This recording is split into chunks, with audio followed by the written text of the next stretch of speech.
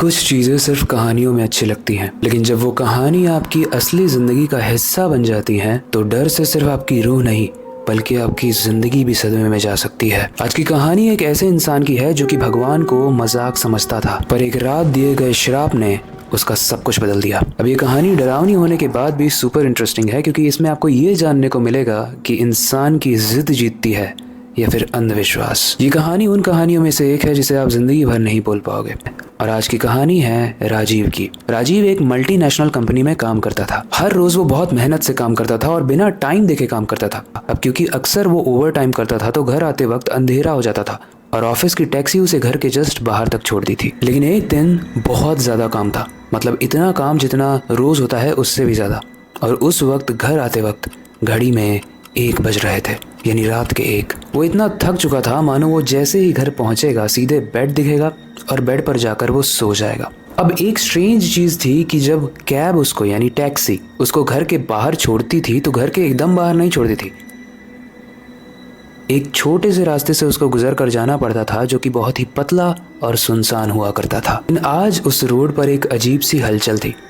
उस रोड पर बहुत बड़ा झुंड जमा था। हर कोई सफेद कपड़ों में था और जितने भी आदमी थे उनके सर पर लाल रंग लगा हुआ था। राजीव ने देखा कि कुछ लोगों ने मिलकर एक पालकी को अपने कंधे पर उठाया हुआ है, और जिन्होंने उस पालकी को उठाया हुआ है उसके अलावा जितने भी लोग वहां पर मौजूद थे वो जितनी बार भी पालकी को देख रहे थे वो उसको देखते ही हाथ जोड़ रहे थे। और राजीव को सबसे स्ट्रेंज बात ये लगी कि जितने भी लोग वहां पर प्रेजेंट थे वो सब लोग एक धुन में कुछ गा रहे थे, कुछ मंत्रों जैसा। राजीव को कुछ गड़बड़ लगता है। वो सोचता है कि इतनी रात में किसकी पालकी जा रही है और ये लोग गा क्या रहे हैं, मुझे समझ नहीं आ रहा। एंड गाइस, सबसे इम्पोर्टेंट बात जो उसके दिमाग में आई वो ये थी कि ये लोग मेरे घर वाली गली में क्या कर रहे हैं। उसने सोचा इन लोगों का अपना जो भी काम हो, मैं बहुत थक गया हूँ, मैं सीधे घर जाता हूँ। राजीव इस भीड़ को, इस झुंड को इग्नोर करता है और अपनी घर की तरफ चलने की गलती कर देता है। गलती क्यों कह रहा हूँ, क्योंकि इसके बाद कहानी में जो मोड़ आने वाला है वो जानने के बाद आपके पैरों के नीचे से ज़मीन खिसक जाएगी। लेकिन उससे पहले हेलो गाइस, मेरा नाम है अविनाश कुमार और आप देख रहे हो सी हॉरर स्टोरीज।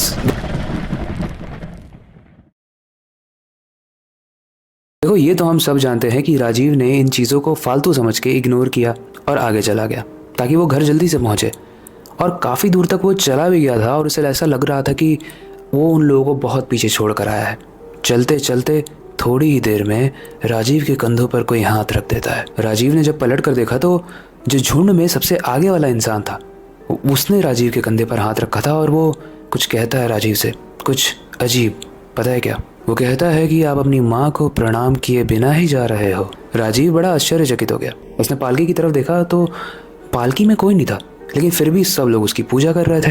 राजीव बहुत घबरा गया। उसे वैसे इन सब चीज़ों पे बिलीव नहीं था, लेकिन बस उसे जल्दी से अपने घर पहुंचना था, इसीलिए उसने बहस करना ज़रूरी नहीं समझा। उसने हाथ जोड़ी और वहाँ से चला गया। लेकिन जैसे ही राजीव ने वहाँ से जाने की कोशिश की, किसी ने उसका हाथ पकड़ लिया। एक ऐसा इंसान जिसका चेहरा बहुत लाल था। इनफैक्ट वहाँ जितने भी लोग थे अब सब आ चुके थे, सब गुस्से में। लेकिन जैसे ही राजीव ने उनकी तरफ देखा उनकी त्वचा एकदम से नीली होने लगी। और पता है वो इंसान जिसने राजीव का हाथ पकड़ा था वो क्या बोल रहा था? तूने देवी माँ का अपमान किया है, या तो तू माफ़ी मांग, या तो प्रायश्चित कर, और या तो जो होने वाला है उसे भुगतने के लिए रेडी रहे। राजीव को कुछ समझ ही नहीं आया। मेरा तो इनसे कोई लेना देना ही नहीं है और मैंने तो कुछ बोला भी नहीं और मुझे इन सब चीज़ों में विश्वास है भी नहीं, ये उसके मुंह से निकल गया। और जैसे ही ये उसके मुंह से निकला कि उसे इन चीज़ों पे विश्वास नहीं है, वो इन चीज़ों को नहीं मानता है, वो लोग और गुस्सा होने लगे। लेकिन राजीव बिना पीछे देखे बस भागने लगा। दरअसल राजीव बचपन से ही भगवान का और ऐसी सुपर नेचुरल चीज़ों का मजाक उड़ाता था। उसे बचपन से ही पूजा पाठ में कोई भी इंटरेस्ट नहीं था और ना वो इन चीज़ों पर बिलीव करता था। लेकिन उसे नहीं पता कि जब राजीव ने उस पालकी का अपमान किया तो वहाँ जो बूढ़ा इंसान चल रहा था उसने राजीव को एक श्राप दिया था। दरअसल उस झुंड में जो सबसे बुजुर्ग इंसान था उसने राजीव को श्राप दिया, और उसने श्राप दिया कि जब तक इसने जो अपमान किया है हमारी देवी का, ये ज़मीन में नाक रगड़ के माफ़ी नहीं मांग लेता, तब तक इसके साथ कुछ बुरा होता रहेगा और तब तक बुरा होता रहेगा जब तक वो देवी पर विश्वास नहीं करता। खैर, हमारी जो स्टोरी थी वहाँ पर राजीव इन लोगों को पागल बोलकर भाग चुका था। वो घर आता है और अब कहानी में आता है एक ट्विस्ट। उसकी वाइफ थी जिसका नाम था श्रुति, और वो सो रही थी, इसलिए वो उसको उठाता नहीं है, बस मुंह हाथ धोकर किचन में जाता है और खाना निकाल कर खाने लगता है। राजीव का दिमाग अभी भी बहुत गुस्से में था गुस्से में, क्योंकि उसे रास्ते में किसी ने रोका और वो चीज़ें करने के लिए बोला जिस पर उसको बचपन से ही बिलीव नहीं है, यानी कि पूजा पाठ, किसी के सामने मत्था टेकना। इसीलिए वो अपने दिमाग को काम करने के लिए, शांत करने के लिए फ्रिज में जाता है, विस्की निकालता है, कुछ बर्फ़ निकालता है और मिक्स करके पीने लगता है। लेकिन जब वो फ्रिज से बर्फ़ निकाल कर फ्रिज को वापस बंद करता है तो फ्रिज में एक रिफ्लेक्शन आ रहा होता है, एक रिफ्लेक्शन जिसमें कोई खड़ा था। लेकिन गाइस स्ट्रेंज बात पता है क्या है?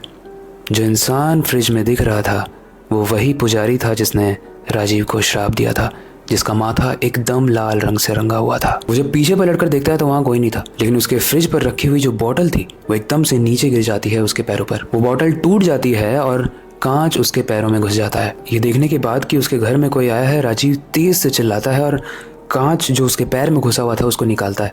लेकिन गाइस यहाँ अजीब बात यह है कि इतनी तेज आवाज़ में चिल्लाने के बाद भी उसकी वाइफ श्रुति नहीं उठती।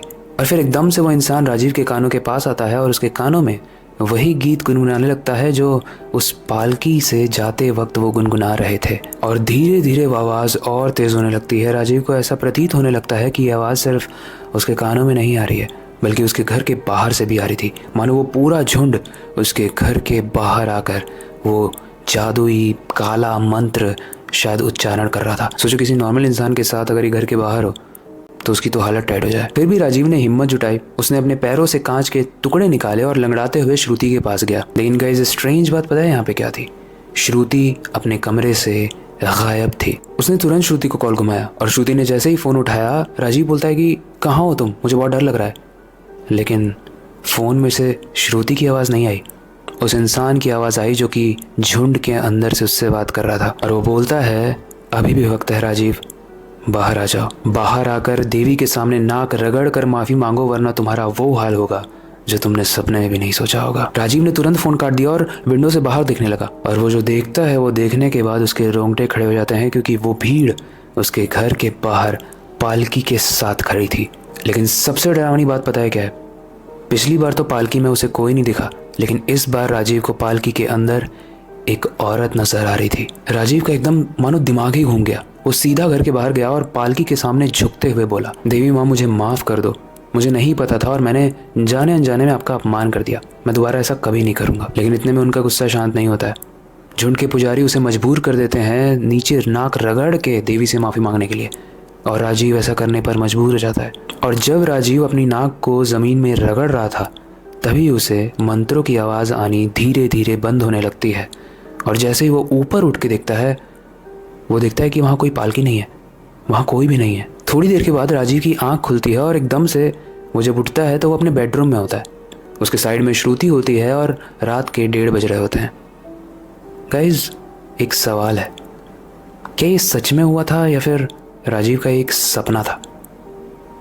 मतलब उसके बाद राजीव को ऐसा लगता था कि वो उसके साथ जो हुआ वो सच में हुआ, बट उसका कोई प्रूफ नहीं है, वो बता ही नहीं पाया। वो उसने श्रुति को पूरी बात बताई कि उसके साथ अभी जस्ट क्या हुआ था, बट श्रुति ने बोला मैं कभी गायब हुई नहीं थी और हमारे घर के बाहर से तो कभी आवाज़ आई ही नहीं।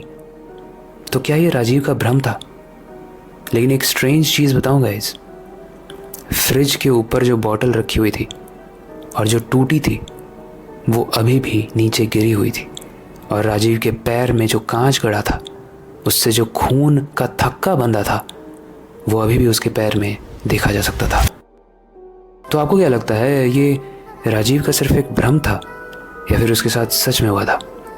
सवाल मैंने आपको दिया है, उत्तर आप मुझे दोगे कमेंट सेक्शन में। आज की कहानी यहीं तक थी। आई होप ये काफ़ी रोमांचक थी, लेकिन एक चीज़ हमें माननी पड़ेगी, काफ़ी सारी गली, काफ़ी सारे जगह हैं और काफ़ी सारे गाँव में ऐसे रिचुअल्स होते हैं, ऐसी मान्यताएं होती हैं जिनका मजाक कभी नहीं उड़ाना चाहिए।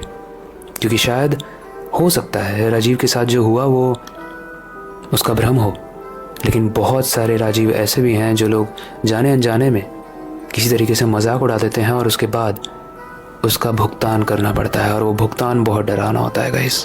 बाकी आई होप कि आज की कहानी आपको पसंद आई होगी। इससे रिलेटेड कोई फीडबैक है तो आप हमें कमेंट सेक्शन में बता सकते हो। इसके अलावा वक्त आ चुका है इस स्टोरी को एंड करने का और नई सबसे इंटरेस्टिंग और डरावनी स्टोरी पर काम शुरू करने का। लेकिन जाने से पहले मैं हमेशा की तरह बस एक ही चीज़ कहना चाहूँगा, अपनी क्यूरियोसिटी को डाई मत होने देना, नई चीज़ें सीखते रहना, अपने बेड के नीचे और खिड़की के बाहर ज़रूर देख लेना। मिलते हैं अगली वीडियो में।